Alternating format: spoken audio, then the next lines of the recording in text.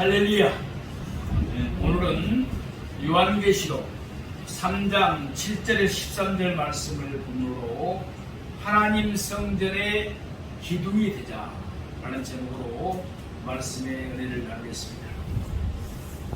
참으로 무덥던 여름날이었습니다. 그리고 코로나 바이러스로 인해서 4단계로 참으로 어려운 시기를 보내고 있죠. 그러나 하나님께서 우리를 지켜주시고 보호해주시고 또 가는 곳마다 구름 기둥으로 인도해 주셔서 우리가 여름을 잘 날 수 있도록 해주심을 참으로 감사합니다. 이제 가을 바람이 불어오고 있습니다. 한절기입니다. 요즘 같은 때 감기를 걸리면 코로나 바이러스를 걸린 것으로 오해를 받습니다. 특별히 건강관리도 잘 하시기 바랍니다.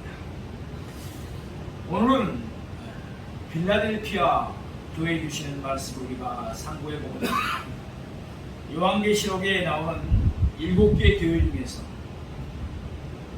칭찬만을 들은 교회, 책망을 받지 않는 교회가 2개가 있는데 그 중에 하나가 바로 빌라델피아 교회입니다. 전에 우리 영성 축복성회에도 몇 번 오셨고 또 우리 예배에도 참가하셨던 어느 목사님이 이런 이야기를 하셨습니다. 서울 은총교회는, 그러니까 우리 교회는 요한계시록 7개 교회 중에서 빌라델피아 교회와 같습니다. 그런 이야기를 했습니다. 제가 상당히 그 말씀에 힘을 얻었습니다.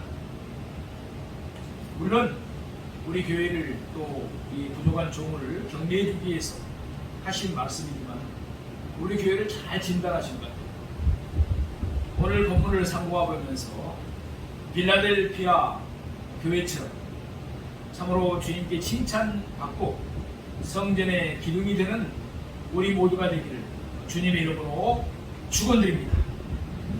첫 번째, 빌라델피아 교회의 역사적인 배경을 한번 상고해 보겠습니다.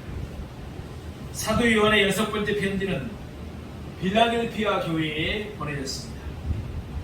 빌라델피아는 사대 동남쪽 약 40km 지점에 호가무스강 서안에 세워진 도시였습니다. 빌라델피아는 헬라 문물의 열린 문으로서 활짝 개방된 도시였기 때문에 일찍부터 사람들이 모여들어서 큰 도시로 발전했습니다.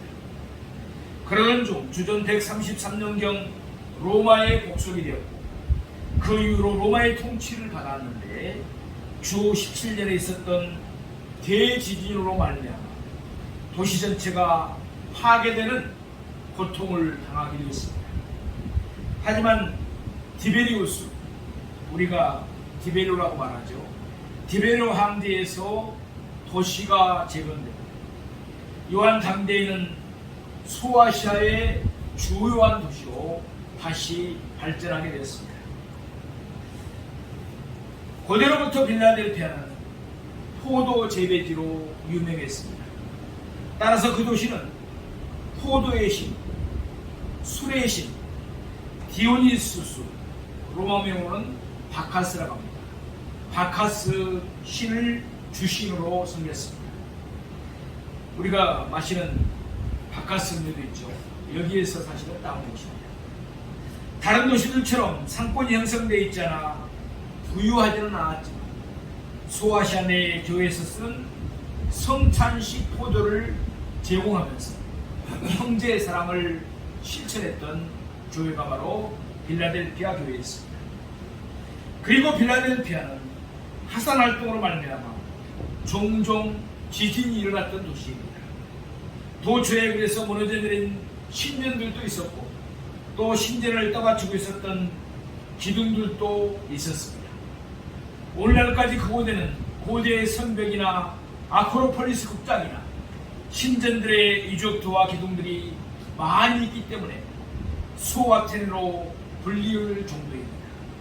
따라서 빌라델피아의 특징은 동양의 관문으로 불릴 만큼 열린 도시, 또 소아테네로 불릴 만큼 여러 신전들과 그 기둥들이 많은 도시라고 할 수 있습니다.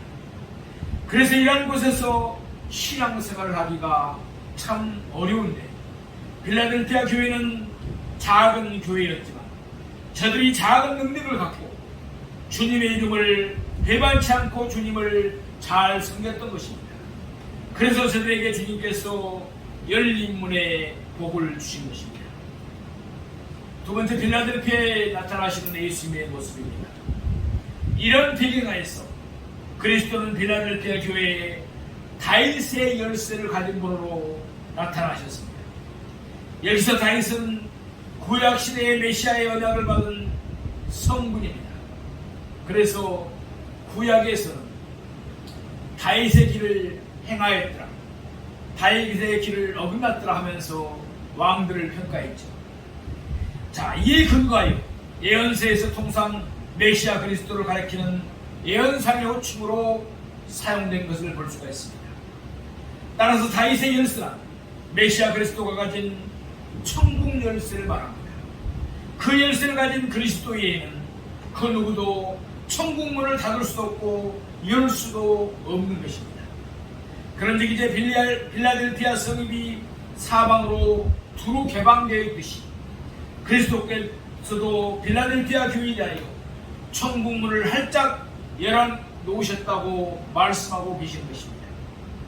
비록 자칭 유대인이라 일컫는 사탄의 무리들이 그 열린 문을 닫고자 백방으로 노력하며 무진애를 썼지만 능히 닫히지 않으면 은총과 사랑의 천국문이 빌라델피아 교회에 활짝 열려 있었던 것입니다.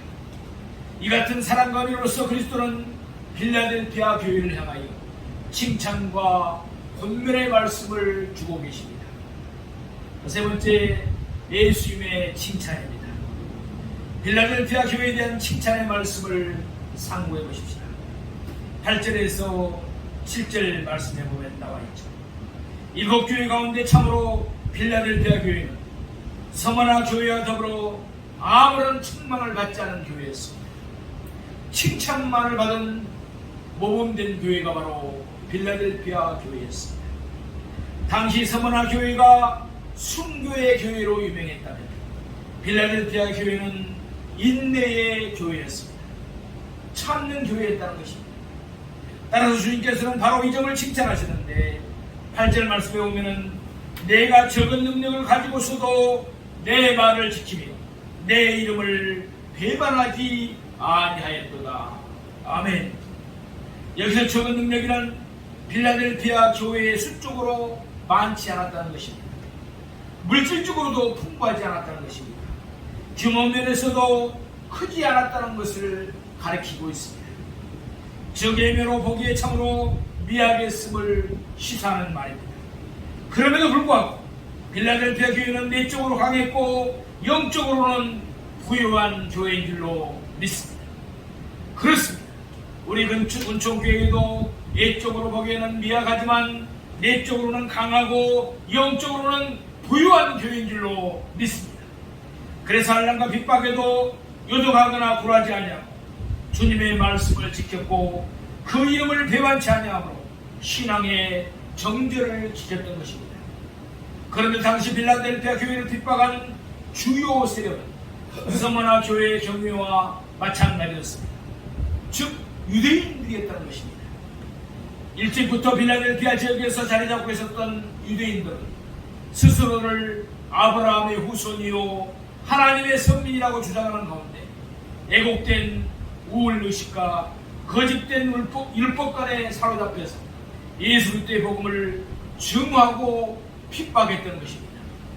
따라서 그들은 참 유대인, 이면적 유대인이 아니고 거짓 유대인, 표면적 유대인으로서 따지고 보면 사탄의 해당에 불과했던 것입니다. 주님께서는 바로 이 점을 분명히 지적하고 계십니다. 빌라델피아 교회가 유대인들로 말미암아 실족지 않도록 하셨던 것입니다. 뿐만 아니라 주님께서는 적은 능력으로도 꿋꿋이 인내하고 있던 빌라델피아 교회를 참으로 사랑하셨습니다. 그 사랑의 증거로 두 가지 은혜를 베푸셨습니다. 첫 번째, 유대인들 가운데 맺을 빌라델피아 교회 앞에 절하게 하도록 할 것이라고 말씀하셨습니다. 아마도 이 말은 한때 핍박자에 있던 바울이 예수의 비달에 굴복한 것처럼 유대인 핍박자 가운데 몇 명이 교회 복음 앞에 굴복하고 교회 안으로 들어올 것이라는 사실을 의미합니다. 그렇다면 이 사실은 장차 끝날에 표면적 유대인들을 포함하는 열방의 참 유대인, 의의 모임인 교회 앞에 엎드려 굴복할 것이라는 것을 시사해주는 예표적인 사건이요, 전조적 사건이라고 볼 수 있습니다. 이사야 60장 14절에 보면 너를 괴롭히는 자의 자손 내에 몸을 굽혀 내게 나오며 너를 멸시하던 모든 자가 내 발 아래에 엎드려 너를 일컬어 여호와의 성읍이라 이스라엘의 거룩한 이의 시온이라 하리라 라고 말씀합니다. 이로 때 교회가 이 땅에 잠시 핍박할 날을 당하나 결국에는 모든 핍박자들을 그 발 아래 두는 영광과 존귀의 차리라는 사실을 확신할 수가 있습니다.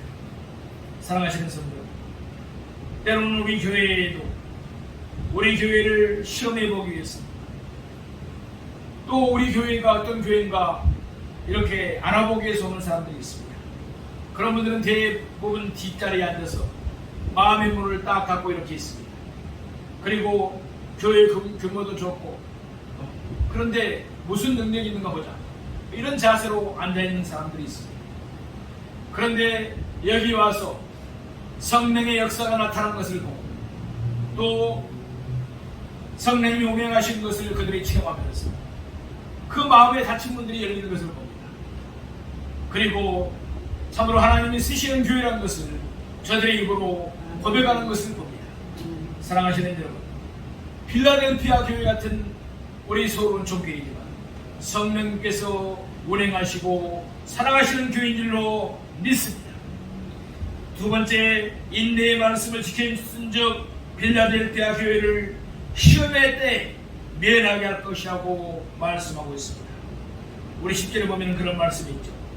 여기서 인내의 말씀이라는 인내하라는 그리스도의 말씀이요 또한 친히 이 땅의 십자가의 순환을 인내로서 승리하신 그리스도의 복음을 가리키는 말씀입니다. 결국 필라델피아 교회는 인내로서 끝까지 인내의 말씀을 잘 지켰기 때문에 그 대가로 장차올 더 큰 시련과 시험을 주님의 보호와 돌보심으로 마치 면제받듯 무사히 통과하고 승리할 확실한 보장과 은혜를 받았던 것입니다. 다시 말하면 작은 인내의 강을 인내로서 끝까지 걷는 결과 필라델피아 교회는 더 큰 인내의 강을 주님의 등에 업혀 무사히 건너갈 수 있게 되었던 것입니다. 이처럼 주님께서는 가난한 가부가 두 렙돈의 연보를 정성껏 바쳤던 것을 귀하게 보셨듯이 적은 능력으로도 더욱 충성하는 자를 기이 보시고 비교할 수 없는 큰 은총으로 갚아주시는 분이십니다. 그렇다면 이 사실은 장차 마지막 환난 때 모든 성도들에게도 역시 적용되는 시범사건이라고 할 수 있습니다. 곧 장차 주님 재림 직전에 온 세상에 대환난과 시험의 시기가 올 것입니다. 이때 주님께서는 필라델피아 교회 교인들처럼 평소 인내로서 주님의 이름과 복음의 말씀을 지켜온 자들을 일일이 기억하실 것입니다. 그리고 그들을 하나로 잃어버린 것 없이 모두 보호의 날개 아래 고이 품어주심으로써 한날의 날을 무사히 통과하도록 역사하실 것을 우리는 믿습니다. 그러므로 우리는 일찍이 주님께서 말씀하신 바 마태복음 24장 21절에서 22절을 보면 마지막 큰 한날의 때에 택하신 자들을 위해서 그날을 감하셨다는 말씀도 이 같은 맥락에서 이해하는 것입니다. 사랑하시는 성도 여러분, 주님께서는 인내의 말씀을 끝까지 지키는 자들을 또한 끝까지 지키신다는 사실을 우리가 마음속 신비에 새기십시다. 그래서 비록 내 능력이 적고 미약하더라도 끝까지 그 이름을 위하여 신앙의 절개를 지키십시다. 필라델피아 교회의 교인들처럼 승리하는 교인들이 다 되시기를 주님의 이름으로 축원드립니다. 이제 네 번째 예수님의 권면의 말씀입니다. 칭찬의 말씀에 이어 주님께서는 필라델피아 교회에게 권면의 말씀을 주고 계십니다. 그 권면의 말씀은 내가 가진 것을 굳게 잡아 아무도 내 멸관을 빼앗지 못하도록 하라는 것입니다. 다시 말하면 지금까지 지켜온 신앙의 절기를 끝까지 지킴으로써 최종 멸관을 얻으라는 말씀입니다. 여기서 굳게 잡아라는 언어는 크라테이인데 현재의 명령문입니다. 계속해서 단단히 붙잡고 있으라는 의미입니다. 우는 사자처럼 또는 굶주린 독수리처럼 사탄은 기회만 되면 성도의 잡은 바 신앙을 낚아채려고 하고 있습니다. 어떻게든지 우리의 신앙을 뺏어버리고 사단 마귀는 우는 사자처럼 지금도 상실자를 찾고 있다는 사실을 우리는 늘 명심해야 될 줄 믿습니다. 따라서 성도가 다른 데 정신을 바르고 있다든지 또한 느슨하게 잡고 있으며 자신도 모르는 사이에 사탄에게 빼앗겨 결국 멸류관을 잃어버리고 마는 것입니다. 그런즉 성도는 승리의 멸류관을 바라고 표대를 향하여 달리는 경기자의 자세를 늘 견지해야 하는 것입니다. 빌립보서 3장 2절, 12절에 14절 말씀에 내가 이미 얻었다 함도 아니요 온전히 이뤘다 함도 아니요 오직 내가 그리스도 예수께 잡힌 바 된 그것을 잡으려고 달려가라. 형제들아 나는 아직 내가 잡은 줄로 여기지 않냐고 오직 한 일 즉 뒤에 있는 것을 잊어버리고 앞에 있는 것을 잡으려고 표들을 향하여 그리스도 예수 안에서 하나님의 이에서 부르신 부름의 상을 위하여 달려가노라. 아멘.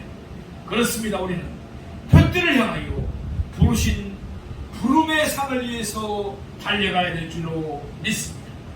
그러면 주님께서 승리자에게 주시는 영원토록 썩지 않을 영광의 멸류관, 생명의 멸류관을 우리에게 주실 줄로 믿습니다.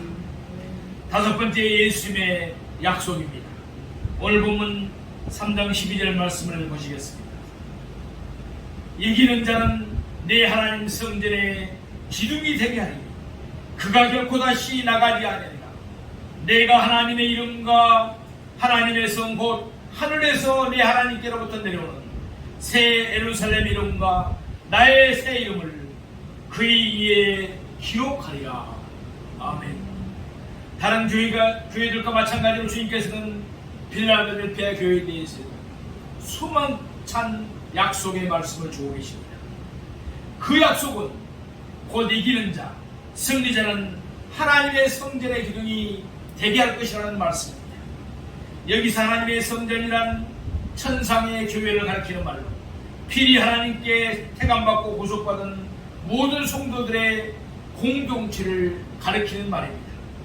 그리고 기둥이란 어떤 건물이나 단체를 떠받치고 있는 중추적 요소를 말합니다. 그렇죠. 이 건물도 기둥이 중요한 거죠. 일반적으로 필수 불가결한 중요성과 흔들리지 않은 부동성 및 경고성을 상징하는 말입니다.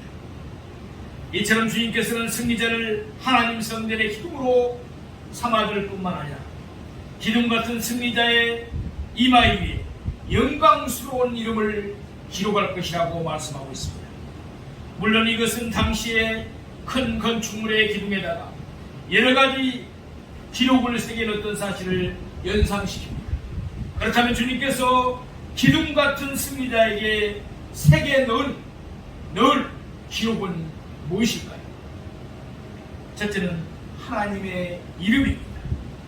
예나 지금이나 어떤 곳에 이름을 기록하는 행위는 그것이 자신에게 속해 있음을 주장하는 것입니다. 그러므로 승리자의 이마에 하나님의 이름을 기록하겠다는 말씀은 그가 하나님의 소유된 자임을 공식적으로 입증하는 행위라고 할 수 있습니다. 이와 같은 논리로 마지막 때에 멸망할 짐승은 자신을 추종한 추종자들의 이마에 표를 새길 것이라고 말씀하고 있습니다. 예루살렘의 이름입니다. 이 성은 하늘에서 하나님께로부터 내려오는 성으로서 신천신지의 도성을 말합니다. 바울은 이를 갈라디아 4장 26절에 이에 있는 예루살렘이라고 표현했습니다. 또한 히브리서 기자는 히브리서 12장 22절에 하나님의 도성인 하늘의 예루살렘이라고 표현했습니다. 참으로 이것은 하나님의 의의 통치와 그리스도와의 친밀한 사랑과 교제, 그리고 성령님의 평강과 희락이 충만한 곳입니다. 모든 인생이 정녕 바라고 소망하는 천국락원 파라다이스를 가리키는 것입니다. 그런데 바로 이 새 예루살렘의 이름을 승리자에게 기록하겠다는 말씀은 곧 그를 새 예루살렘 성에 소속된 영광스러운 시민으로 삼겠다는 의미인 것입니다. 물론 성도는 지금 이 땅에서도 우리가 하늘의 시민권을 가진 자들입니다. 우리는 하늘의 시민권을 가진 자라는 사실을 잊어서는 안 됩니다. 최후 승리의 그날에는 하늘의 총회 앞에서 공식 새 예루살렘 성의 시민장을 수여할 것을 가리키고 있는 말씀입니다. 세 번째, 그리스도의 새 이름입니다. 예수 그리스도의 새 이름. 이건 역시 승리자는 그리스도의 소유로서 보증받을 것이라는 의미입니다. 그런데 여기서 우리가 주목해야 될 것은 그리스도의 새 이름입니다. 신천신지의 주인 되시는 그리스도의 새 이름은 최후의 그날까지도 결코 알려지지 않을 이름입니다. 그때까지 그리스도 자신 이외에는 아무도 새 이름을 모른다고 요한계시록 19장 10절에서 말씀합니다. 그런데 앞서 그리스도께서는 버가모 교회에 말씀하기를 승리자에게는 힘돌리에 승리자의 새 이름을 기록하여 줄 것이라고 했습니다. 그렇다면 우리는 태초의 천지 창조 때 만물이 그 처음 이름을 부여받았던 태말의 새 하늘과 새 땅의 전개시에 그리스도와 성도들을 비롯하여 만물이 새 이름을 부여받고 그 이름으로 불려지게 된다는 놀라운 진리를 깨닫게 됩니다. 결국 필라델피아 교회를 향한 주님의 약속은 승리자를 천국의 기둥처럼 보배롭게 삼으시고 그 위에 하나님의 이름과 새 예루살렘 이름과 그리스도의 새 이름을 기록함으로써 삼중적으로 그의 신분과 지위와 소속을 보증해 줄 것이라는 것을 귀한 약속으로 우리에게 주시고 있음을 알 수가 있습니다. 사랑하시는 성도 여러분, 주님께서 이 땅 위에 달란트 비유를 말씀하실 때에 5달란트와 2달란트 받은 자의 충성됨에 대해서 말씀하셨습니다. 잘하였도다 착하고 충성된 종아, 내가 작은 일에 충성하였음에 내가 많은 것으로 내게 맡기리니 내 주인의 즐거움에 참여하리라 라고 칭찬하셨습니다. 이러볼 때 주님께서 보시고 평가하는 바는 예적인 교회에 있지 않습니다. 크기나 양이 결코 아니라 내적인 질과 실속임을 우리가 알 수가 있습니다. 그러기에 주님께서는 2렙돈을 정성껏 바친 가난한 가부를 크게 칭찬하셨습니다.